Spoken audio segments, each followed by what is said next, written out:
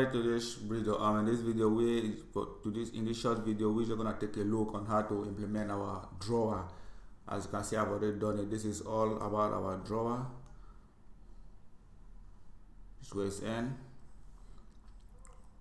We have 3 circles, 1, 2, 3. These are all the 1, 2, 3 circles. And we have our image background. This is our image background here, image and decoration image.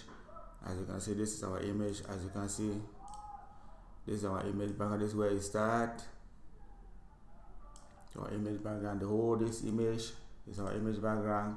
So that is how you implement a basic drawer. Not only basic, from here you can add whatever thing you can, because the best way for you to understand Flutter is to practice.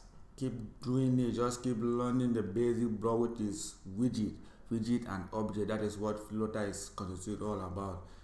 And here you can also find some helpful note to go about it.